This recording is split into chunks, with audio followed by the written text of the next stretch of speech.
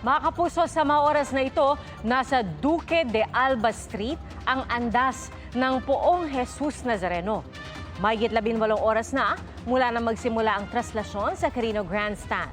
At sa pagtaya ng NPD, umabot na sa mahigit 1 milyon ang bilang ng nakiisa sa traslasyon ngayong taon.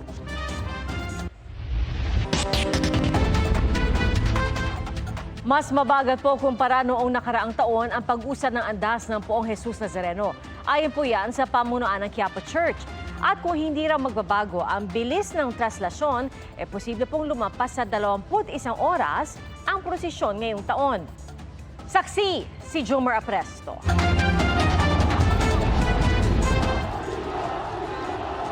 Kumpulan at naguunahan sa pagsampa sa andas ng Poong Jesus Nazareno ang dagat ng mga deboto sa bahagi ng Quezon Boulevard kaninang hapon. Lahat sila hangad na masilayan at malapitan ng poon. Pero sa gitna ng traslasyon, may kitang isang ihos na hinihila ang kanyang kapwa ihos palabas ng andas. Sa di kalayuan, tanaw rin ang isang stretcher. Ang ihos na pilit isinasakay sa stretcher, nawalan pala ng malay habang nasa loob ng andas kung saan siya nakatalaga. Nahimatay rin ang isang deboto na agad nirespondihan ng mga otoridad. Dinala siya sa pinakamalapit na medical tent sa bahagi ng Quezon Boulevard para mabigyan ng first aid. Pagdaan ng andas sa Quezon Boulevard at pagliko sa Arlegui, sunod-sunod ang mga isinugod na pasyente.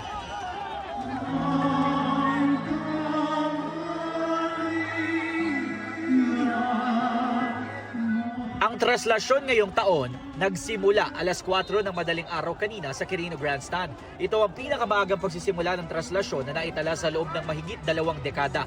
Pansamantala namang naging maayos ang daloy ng andas, pero maya-maya lang, pahirapan na ang pagkontrol ng mga tauhan ng Coast Guard sa mga deboto na nais makiisa sa prosesyon. Nagtakbuhan na rin ang iba pang deboto palapit ng andas. Pagliko ng andas sa Katigbak Drive, nakaabang ang libu-libong otoridad na nagmistulang human chain o kadena na nagsilbing harang para walang makabara sa daraanan ng andas. Nang makatawid na ng Ross Boulevard, sinalubong ng mga naghihintay na deboto ang andas. Ang iba, pilit na sumasampa para makahawak sa poon. At sa lakas ng puwersa, ilang beses napaatras at nabangketa ang andas. Si Lucky na isang debotong fish vendor na ipit at nasugatan sa paa at nawalay pa sa mga kasama. Nagkaroon naman po ng gap sa doon kanina sa pagbabante ng poon. Ayun, nahanap ko pa yung kapatid ko kape. Hanggang hindi ko pa rin nakikita hanggang ngayon. Bago naman makarating ng Padre Burgos ang andas, nagkatensyon ang ilang deboto. Nagpumilit kasi ang ilang kabataan na makalapit sa andas kaya sila hinarangan ng mga ihos. Nang nasa Padre Burgos na ang andas, doon na sumalubong ang mga deboto para makalapit dito. At kahit may panganib na mapuluputan, nagunahan pa rin ang mga deboto para mahawakan ng lubid at makasampa sa andas. Pagdating sa may Finance Road, dumagsa ang mas maraming debotong sabik makalapit sa poon. Ang mga sumasampa sa krus, tila ayaw na ring bumitaw. Masaya. Asan pa? Nangingi ako ng mga gabay, pasasalamat sa lahat ng mga nangyari ng tao. Pero sa gitna ng traslasyon, may ilan na nakaisip ang gumawa ng masama at dinukutan ng ilang debotong naghihintay. Nasa bulsa lang yung phone ko pero alam ko. Tapos bigla niyang dinukot, nakita ko. Tapos nung ginanong ko siya, sabi ko, cellphone ko, bitawan mo. Binitawan niya sa lapag. Tapos bigla na silang umalis. Pati ang team ng GMA Integrated News, muntik nang mabiktima ng mga mandurukot. May umawak sa bulsa ko, pagka hawak sa kamay, hawak na yung 2 cellphone ko eh. Buti na bitawan. Pasado alas 11 ng umaga na makarating ang andas sa Ayala Bridge papuntang Carlos Palanca Street. Kita sa drone shot ng Manila PIO kung gaano kadami ang mga debotong nakikiisa at sumasama sa traslasyon. Bago magsimula ang traslasyon, sabay-sabay na nanalangin ang libu-libong deboto ng Poong Jesus Nazareno sa Misa Mayor sa Quirino Grandstand. Pinangunahan ni Bishop Rufino Sescon Jr. ng Diocese ng Balanga ang Misa. Sa kanyang homily, pinaalala ni Bishop Sescon na gaya ni Jesus Nazareno ay dapat matuto tayong magkusang bumaba dahil simbolo ito ng pagmamahal. Sa ating bayan ngayon, may mga ayaw bumaba kahit mali na at bistado na. Ayaw bumaba kahit pahirap na sa bayan. Ayaw bumaba kahit nagdurusa na ang mga mahihirap. Ayaw bumaba kahit binabaha na at nasisira na ang bayan. Ayaw bumaba kahit hindi karapat-dapat. Tumigil na. Tama na. Maawa na kayo sa taong bayan. Mahiya naman kayo.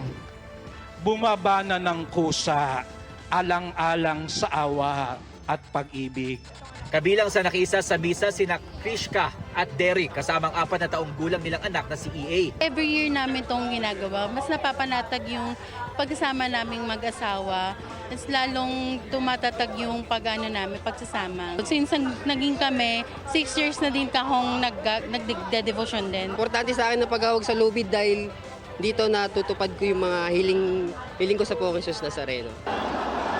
Ayon sa mga opisyal ng simbahan, naging mas mabagal ang galaw ng andas ngayong taon. Mahigit 6 na oras daw ang itinagal ng paggalaw nito mula Finance Road hanggang Ayala Bridge na halos 1 kilometro lang ang layo. Nakabagal daw sa kilos ng andas ang pag-akyat ng mga deboto rito at ang hindi pantay na daanan ng andas. Ating pong mga sinubukan isara, ipagbawal yung mga deboto po natin sa mga ilang kalsada na breach po. So, sobrang dami po nung deboto natin.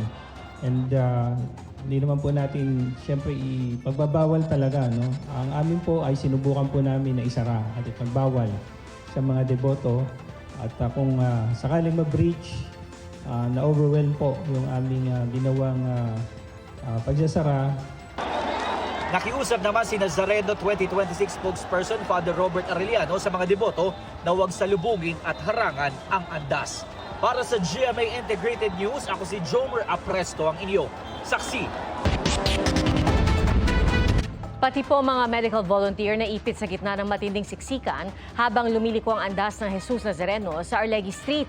At sa Quiapo Church naman, parami ng parami ang dumarating para mag-abang sa pagbabalik ng poon. At mula sa Quiapo, saksi live si JP Soriano. JP? Mga kapuso, lagpas na nga po sa 15 hours na target na makabalik dito sa Quiapo Church ang andas simula nang umalis ito sa may Carino Grandstand kanina. Gayon pa man po ay handang-handa ang mga otoridad para sa pagdating ng andas, lalo na po ang mga debotong nag-aantay dito. At kanina nga po, sobrang dami po ang dinala sa kanilang emergency tent dito sa mga gilid ng Quiapo Church. Mag-aalas 9 ng gabi, pakapal na ng pakapal ang dami ng mga deboto sa paligid ng Quiapo Church na nag-aabang sa pagdating ng andas. Ang bahaging ito ng Quezon Boulevard, napalibutan na ng dagat ng mga deboto. Ang mga replika ng Nazareno kasama rin sa pag-aantay sa pagdating ng andas. Kaya isama naman daw sa ipinagdarasal ng mga deboto ngayong gabi ang mga otoridad. Sana wala ng aberya katulad ng mga nauna po, di ba? Na ano siya sa bagater, naputol ang tali. At yun nga, no, naghahanda po tayo as much as possible again, mas mabilis pa rin despite the mga trouble na na-experience natin. Pasado alas 3 naman kanina nang nakadaan na sa kabilang bahagi ng Quezon Boulevard bago kumana ng Arlegui Street ang andas ng Trastasyon 2026. Agad ipinuwesto ng medical volunteers ng Trastasyon 2026 ang mga stretcher sa tapat ng andas. Nagsuguran na ang mga debotong naghintay. Habang kumakana na pa Arlegui ang andas, nagsimula ng dumami ang mga kailangang dalhin sa emergency section ng mga medics na nakapwesto malapit sa Quiapo Church. Gaya ng babaeng debotong ito. Sa loob ng 5 hanggang 10 minuto, mas dumami pa ang mga hinimatay. Maya-maya, di na lang nahihilo ang isinusugod. May ilang debotong nagalusan at nagtamo ng sugat. Sa dami ng mga deboto pati mga medical volunteers nasasagip sa mga nahihilo, naipit na rin. Bakit pumulot kayo doon? Hindi naman masyadong maganda ilagay. Hindi na masyadong hindi na kaya ng hindi na power ng power striker. Bakit na marami? Sa loob ng mga makeshift ER tents, ang mga volunteer doctors mula sa iba't ibang grupo agad binigyan ng paunang lunas ang mga pasyente. Pero di pa rin huminto ang mga isinusugod na nahihilo at hindi makahinga. Sa isang punto ang mga dumaraan sa bahaging ito ng Quezon Boulevard, nasasagi na ang pwesto ng medics at bahagyang nakatensyon.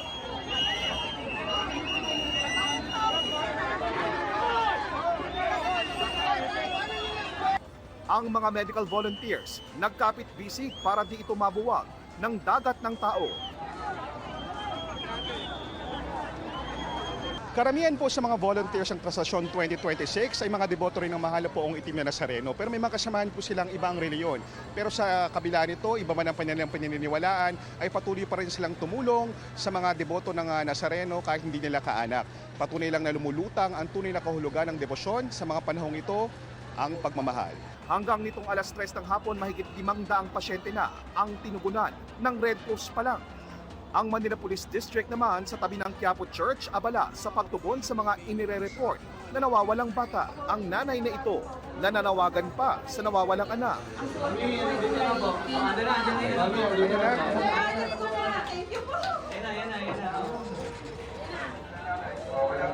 Hanggat maaari, wag na nilang isama yung mga bata sa ganito karaming tao, no?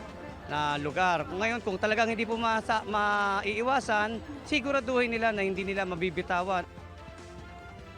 Pero Pia, mga kapuso, sa kabila po ng mga nangyaring yan, wala namang major incident na itala ang pulisya otoridad sa mga oras na ito. Sana magpatuloy pa raw yan hanggang mamaya. Nagpapatuloy po ang hourly mass dito sa Quiapo Church. Panay po ang palakpakan ng mga tao at anticipation sa pagdating ng andas. Pero ang bagong target na po ng MPD kung pagbabasihan daw ang galaw ng andas, baka mga alas 2 na ng umaga o higit pa ang dating ng andas.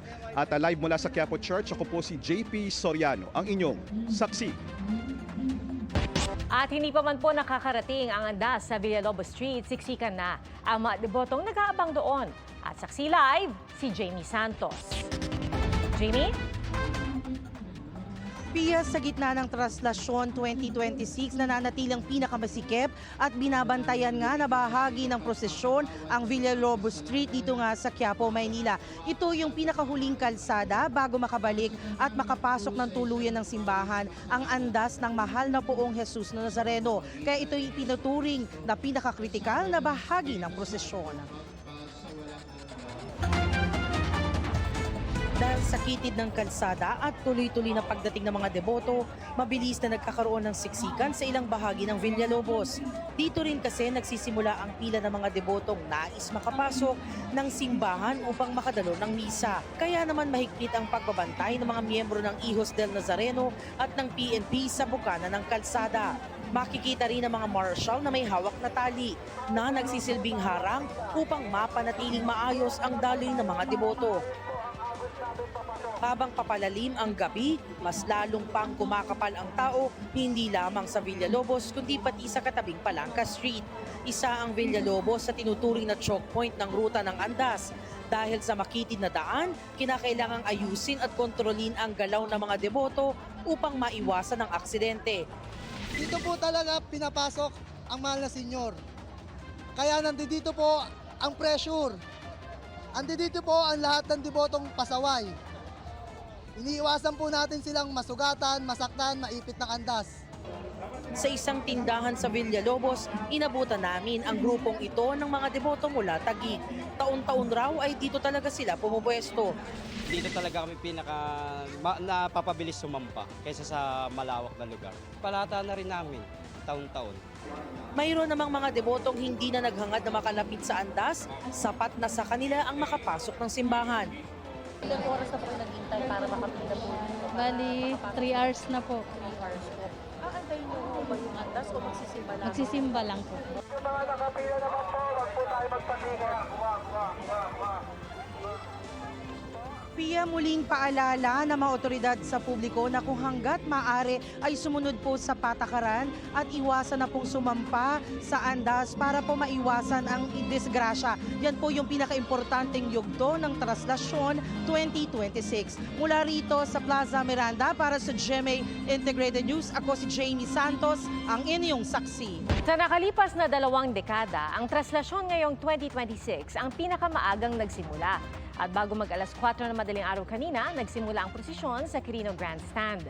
Nagtagal po ang andas, partikular na sa Arlegui Street kung saan inabot ito na mahigit 4 na oras bago nakaliko sa Fraternal Street. At kung ikukumpara po noong nakaraang taon, nasa gawing ZP de Guzman Street ang puon sa mga oras po na ito. Ngayong taon po, nasa Duque de Alba Street pa lamang ang andas. Patungo po ito sa Plaza del Carmen para po sa tradisyonal na pagdungaw at magtatagpo ang mga imahe ng Jesus Nazareno at ng Nuestra Señora del Carmen de San Sebastian. Tumagal po ng 20 oras at 45 minuto ang prosesyon noong pong nakaraang taon, noong 2025. Ang mga pinakamahabang prosesyon umabot ng mahigit 22 oras noong 2012, 2017 at 2018. Mga kapuso, maging una sa saksi. Mag-subscribe sa GMA Integrated News sa YouTube para sa iba't ibang balita.